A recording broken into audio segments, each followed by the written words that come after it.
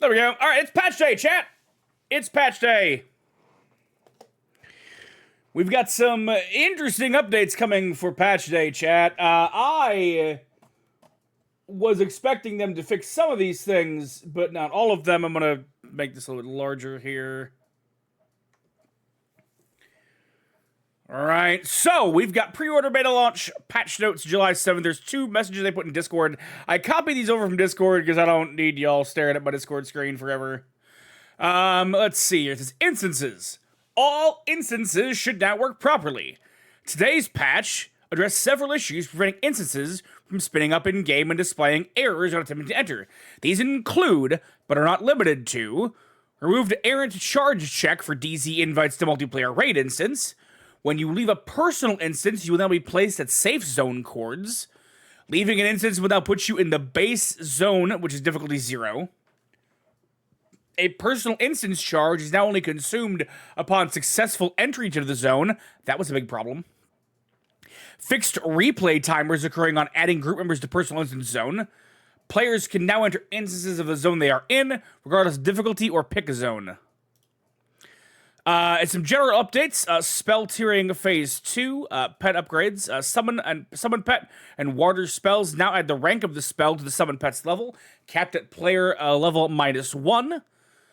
Each upgraded pet will increase HP by 6%, add 1 base damage, and add 5 skill points. Enabled pet inventory for charmed NPC pets, thank God. Charmed pets now equipped from the pet inventory slots, and those items are removed when the charm breaks. Charmed pets now report their inventory of a player given equipped items. Spell upgrades. Spell upgrades now have damage and healing bonuses. Interesting. Spellblade, Quick Buff, and Symphonic Aura now trigger upgraded spells and songs. Spell upgrade duration effects now work for lull effects. Sweet. Added rounding to spell upgrade duration calculations to help scaling of small values, so if it's like 2 or 3 ticks. Max level of crowd control effects, Mesmerize Charm, increased by spell tier. 10% chance per spell tier not to consume reagents for spells that require reagents. Reagent costs are skipped at tier 10. Alright.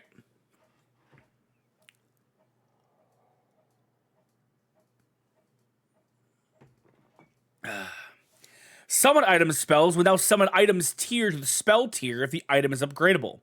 E.g., Summon Dagger X will now spawn a Summon Dagger plus 10. Combat innate buffs with procs are cast at 1/2 of the buff's spell tier level. Example, a Vampiric Brace X buff will cast Vampiric Brace V5 proc.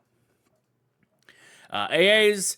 Out of the following Class AAs, note the AAs themselves have no effect, just give visibility and explanation to pre-existing passive bonuses to listed class.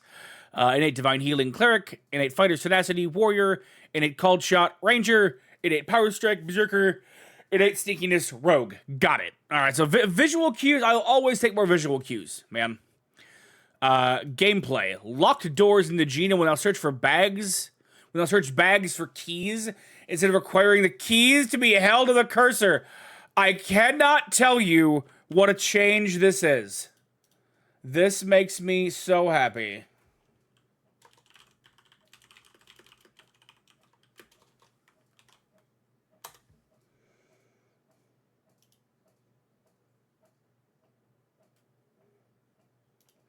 I literally had to go send that to the group chat.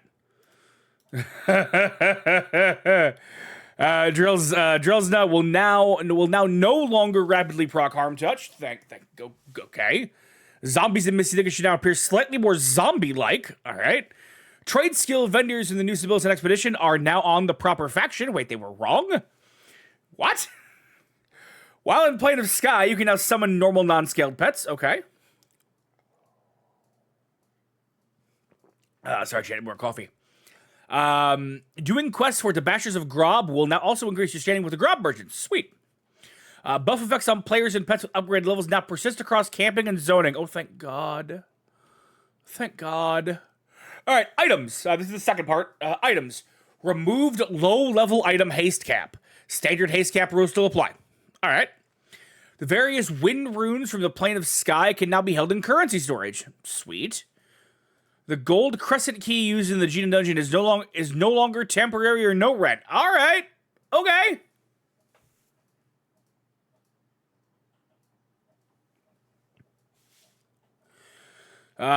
Skills and disciplines. Improved taunt success rates, most notably while fighting raid mobs. Cleave and bash are no longer on shared timers. Thank God! Blood draw venom should now correctly do more damage than blood siphon venom. Ah, my rogue is very happy right now, chat. Paralytic poison now quickly triggers weakening strike instead of hobbling strike. Hey! This is what I pointed out the other day. I was like, I don't think it's doing what it's supposed to be doing. I was right. The following spells can only be casted on group members of your pet or yourself. Scale of Wolf, Boot of the Graro, Spirit of the Puma, Impacity, Stoicism, Nonchalance, Snail's Healing, Tortoise's Healing, Slug's Healing. Stoicism and Slug's Healing get both of their heal per tick, excuse me, I could read, increase from 160 to 200. Sweet. The final Heal of Druid's Bloom spell is now affected by AAs. Druid Bloom heals now have more appropriate visual effect when they bloom. All right. Blooming heal description now accurately reports that it as bloom as heals for 300, not 200. Okay, good. Ranged spells no longer hit NPCs not on the aggro list. Oh, that's beautiful. Beast Lord Warders now have mana allowing them to actually cast their spells. Right. Significantly increase the melee capabilities of Beast Lord Warders. All right, good. Stances and invocations. Regeneration modifiers from stances and invocations always apply, even if they're not active while out of combat, as long as you have access to the stance or invocation. All right. That will help the stance issue I was having. Empowering and overchannel invocations now work on damage over time with heal spells. Sweet. Wait, they weren't before? Empowering effects and costs were reduced to balance out spell upgrade bonuses. All right. Reverted arcane mastery to prior values. Boom. Is that a good thing or a bad thing? That doesn't tell us if it's a good thing or a bad. Like that tells us if they buffed it or nerfed it. I'd appreciate a little more communication on that.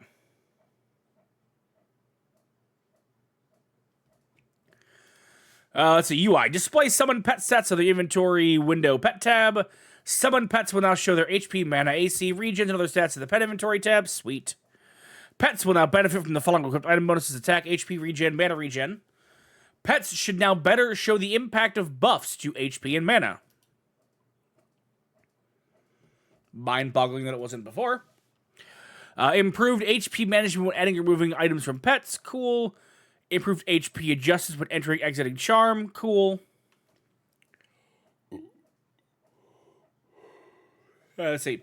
We have inverted colors of login server text, which was helpful because it was not easy to read at all. Fixed a missing flag preventing heal crits from showing up in logs. Fixed issue where client should incorrect max level for some toggleable AAs. All right. Difficulty button menu will now function properly after right-clicking on the difficulty button. We'll have to see what that does. Opacity and spell filtering now work for spell particles. All right, that is kind of handy. Because sometimes you don't want 8,000 spell particles flying around your face. Added a toggle to filter beneficial bard songs that makes symphonic oracles less bulky. That's good for bards. Fixed client display of alternate ability caps. Interesting.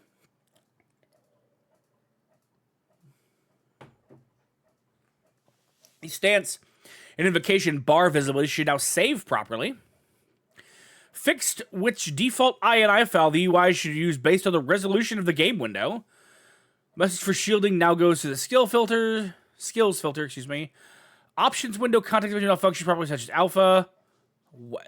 These weren't functioning properly before? Stance, invocation, ability, hot buttons, and actions with the now use matching icons from stance bar. Again, they weren't before. This was missed. Action window, stances, invocation, box will no longer be rendered when on an abilities tab. Oh, that's fine. Gate ritual now shows your bind location rather than your origin. Thank you. It confused the shit out of me the other night. I'm like, I'm pretty sure I bound to Freeport, but I couldn't tell you because I couldn't remember. Buff effects now indicate the upgrade level of cast spell. Spell names, tooltips, display info window. Updated various display spell names in UI and chat to use the same upgraded spell name. All right. Spell display window now shows resistance debuff benefits for detrimental spells. All right. Added the upgraded spell title to the begin casting chat messages. Fixed intermittent must select target to cast spell item for clicky effects and rituals. And then obviously, if we encounter any bugs, there's in the Discord, they have a beta bug report thing to post up. So overall, I'm happy with the changes. I think that all the changes were pretty much needed. Let's dive in and see kind of what we're getting into, shall we?